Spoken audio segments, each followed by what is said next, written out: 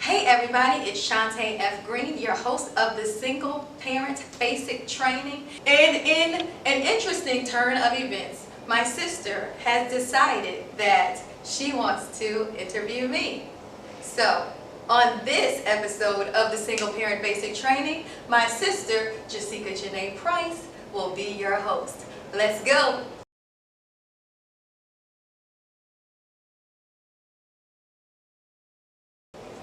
Okay, it's my turn to ask some hard questions. Oh, we're ready. So, Shante, Okay. now I watched your divorce transpire from a young age, Right. and what would you say was the most difficult moment of the divorce process? Like, was it deciding, should I just let go of my marriage?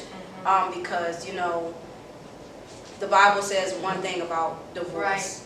Right. And when you're young, you're not necessarily into the Bible like you all have been since you were 16 years old. You look at divorce in a different way than somebody who, you know. Yeah. So tell me, what was the hardest decision? Well, it was definitely devastating, the entire process. And we had been separated for 2 years before I went ahead and decided to file for the divorce. What did you do in those 2 years? Well, I prayed a lot, I fasted a lot, and I just believed that, you know, maybe it'll get better, or just watching to see, you know, where the chips would fall. And because I saw that there was no change in certain behaviors, and there was no sign of wanting to come back for the sake of me and him. So the hardest part of making that decision and going forward with the divorce process was just how it would affect my children.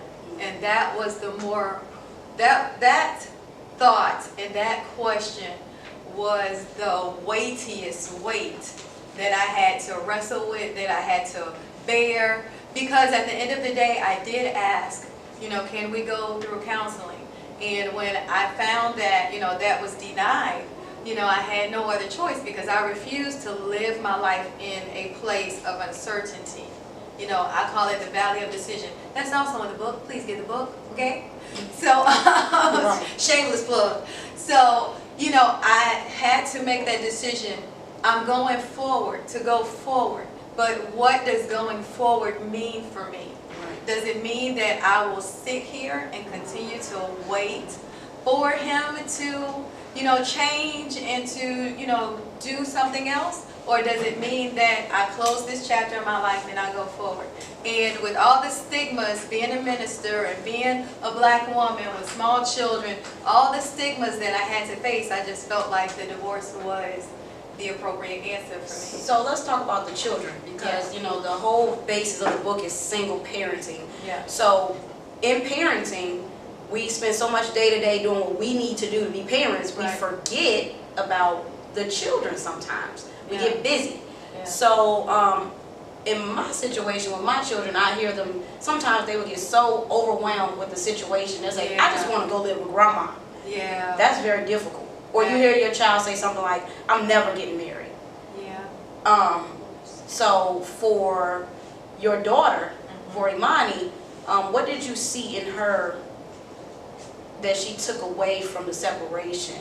Like, how did it negatively affect her, and how did it affect her in a positive way? Well, for a couple of years, I found that she felt as if things were her fault. And I never expressed that it was her fault. Her dad has never said that it was her fault. But as a child, being the oldest child, she felt like somehow, some way, it was her fault. So I had to reassure her over and over again that it is not your fault. You had nothing to do with this. You and your brother are the best thing that me and your dad could have ever made together. And you are a blessing, and you are not a victim. You might be a product of a single parent home, or because your parents have gotten a divorce, but that does not define you. You define you, not your situation, not your past. You define you. So it was over a course of 4 or 5 years, I'd say, that I really had to minister to her and reassure her that, you know, she was not at fault at this. And this is one of the reasons why I wrote the book, because like I said before, single parents' home is such a pandemic in society, and I want to encourage single parents to look at their lives and see what destructive habits brought them to this dysfunctional relationships. So at the end of the day, I taught her to always self-evaluate. You are not always going to be 100% right in situations in life, and you are not going to be 100% wrong. But if it involves you, aside from your parents, you are the contributing factor. I call that the me factor. That's also in the book. So what we have to do is take inventory of our lives. Like for instance, for me, the reason why I got into a dysfunctional relationship was because I had low self-esteem. I came from an abusive home, and I was always told that I was skinny and I was ugly and all of these things. So the first man that came into my life and told me that I was all that in a bag of chips, I was in love, honey. I was in love. He had wavy hair and pretty teeth, and I was in love. And nobody can tell me any differently. And that's the thing. We have to learn to look at all of the things that trace back to our childhoods and fix those things so that going forward we can make better choices, because single parent homes is a generational curse. And we think generational curse, oh, that's spooky. No, it's a mindset, because what happens a lot of times, if a woman is not whole, she will think that she doesn't need a man and she don't want a man and she can do it all herself. Let me tell you something, honey.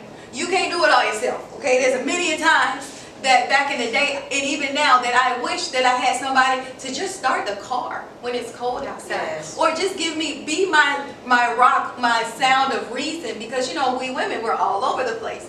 And there's a reason why God says He hates divorce, because it is a ripping of two souls. And once you bleed out, you have to learn how to heal yourself and minister to your children and let them know this divorce was my mistake. And because it's my mistake, I will not be doing this again. I'm going to show you what love is. Even if love means rebuilding myself so that when God sets me up for who is to come for me, I'll be a whole person. We have to stop the cycle of single parent homes because it is not working. So it's plenty to do while you're, when you're single. I mean, credit and, building a financial building a financial foundation, showing your children how to create generational wealth. Right. That's why I started my business, and I make my daughters, I have a set of twin daughters, I make them work at the business, and they're like, oh Mom, I don't ever want to do this stuff. I said, it's not about you doing it, because hopefully one day you won't have to do it. You'll just have to manage the money from the wealth from the production of what we built. Right. So it's plenty of things to do while you're waiting for the right person to come along, but just being very picky on who you allow around your children, and that's very important. I've only had one person around my children since me and their dad split. He's the only one that they really know, and you can't your children shouldn't meet everybody you date. And that was one of the issues I had with their father. My daughters being around different women just because he feels they're so important that they should be able to see who it is. I would like to say something on that, because what happens when a dad brings a whole lot of women into the picture, the girls think that women are dispensable and they don't hold values to themselves because their dad, like you said earlier, is their superhero. And if he is treating women like, oh, I got vanilla this week and chocolate this week, then they'll start thinking that of themselves. So it is important as a single parent that you are very picky as to who and how many people you bring, close to your children, because even your sons, if they see a bunch of women coming in and out of the house, they'll start thinking that way towards women. Right. So we have to redefine our cultural standards and change our mindsets, because this side chicks of Charlotte and all this stuff that's going on now, it is very destructive to our culture. And we have to start seeing married couples. We have to see single parents who say, yeah, I got it wrong, I screwed up, Yep. but this is how you fix it. And we need to also see, as a single parent, when you're working and you're busy, you know, I work two full-time jobs, and I own a business. So yes, I'm busy a lot, but you have to monitor what your children are watching, what they're doing. We do spontaneous tablet checks. Let me see your tablet. I call it phone check, fool. Okay, phone Yeah, check. you just never know. When I might walk in the room and grab your Exactly. mobile device and say, let me see Yeah. it. And then with that being said, they know they better not erase anything. Okay. It better not be a clear history. Better So not. are we monitoring what our children are watching, what And they're listening to? Like, what is Molly Percocets? What is that? What is that foolishness? So we're telling kids that it's okay to use these prescription drugs that could cause liver damage and kidney and cardiomyopathies. Like, what is this? But we get too busy to know what our children are That's doing, true. because See how she fixed me? a lot of young people are having children, and and once you decide to become a parent, that's it for you. Yeah. You know, you have to give up a lot of things, and I think, you know, it's not the generation anymore of the older mothers raising the kids at home with their children. Now it's like, let's drop the kids off and we got a party, a bike show to go to, and then the kids are getting into all kind of things. So single parenting is more than just, oh, you know, I'm not with my baby father, he's not doing this and that. It's more about, what are you doing to make sure your children don't have to follow the same path that you had to follow. I mean, circumstances happen, but like you said, it's a generational curse, and in the Black community, it's the norm now, and that makes women say, oh, I don't need a man. That's not true. We were made to help the man. Right. So I really think that really comes from the fact that a lot of men are not stepping up to the plate and forcing us into that role of not needing a man. Yeah. So as in the Black community, we both need to take our places and watch what we're handing down to our younger generation. All right. Well, thank you so much for tuning in. This has been the Single Parents Basic Training with your host, your girl, Jesseica Price. Y'all tune in again. Love you. Thank you.